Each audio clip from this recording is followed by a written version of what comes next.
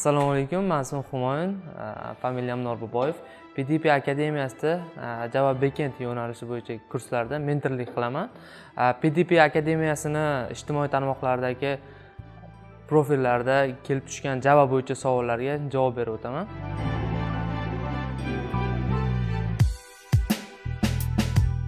Kelgan savollardan birinchisi, siz nega aynan Java dasturchisi bo'ldingiz? Buni qanday tanlagansiz? Nega boshqa dasturlash tilini tanlamadingiz? Birinchi bo'lib aytadigan bo'lsam, juda ham ko'p tanishlarimni maslahati ham bu yerda katta rol o'ynagan. Keyinchalik o'zim o'sha qidirib ko'rib Javani imkoniyatlari haqida ozroq bilganimdan keyin bu aynan men qidirgan dasturlash tili ekanligiga ishonchim komil bo'ldi va hech ikkilanmasdan shu Java bo'yicha kurslarni boshladim.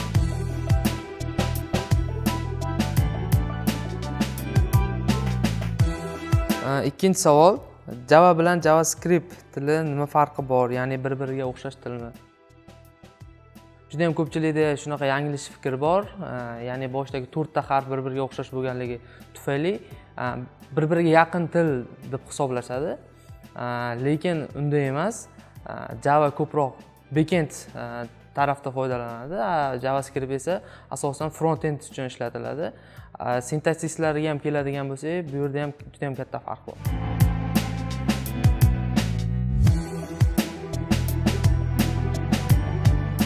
Uchinchi savol, siz Java dasturlash tilini o'rganayotganingizda nimalarda qiynalgansiz va qanday u qiyinchiliklardan o'tgansiz?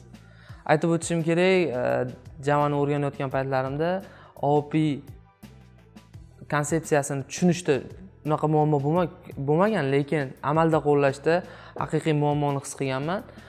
Keyinchalik proyektni strukturalarini qurish jarayonida bir nechta proyektlarda struktura qurib bo'lganimizdan keyin oldingilari bilan solishtirish jarayonida bu muammo sekin bartaraf etilib olgan, ya'ni ko'proq soddalashib borgan.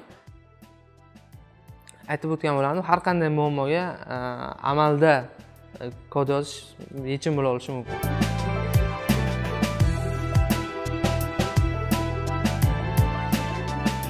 To'rtinchi savol, Java dasturlash tilini o'rganishimda kodlar yozyapman, lekin esimda qolishi qiyin bo'lmoqda. Shunga nima qilsam bo'ladi? Endi dasturlash tilini o'rganayotganlar ichida juda ham ko'pchilikda uchrab turadigan muammolardan biri. Bu yerda yechim shunda bo'ladiki, asosiy e'tiborni tushunishga qaratish ko'proq muhim dasturlashda, yodlashga emas. Ya'ni bu yerda juda ham ko'p kombinatsiyalar bo'ladi har bir dasturlash tilida, sintaksislarda. Ularni hammasini yodlab qolish amalda ilojsiz.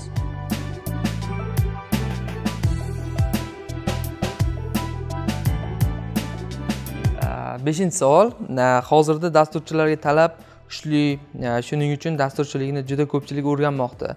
Kelajakda hamma dasturchi bo'lib ketsa, dasturchilarga talab pasayadimi?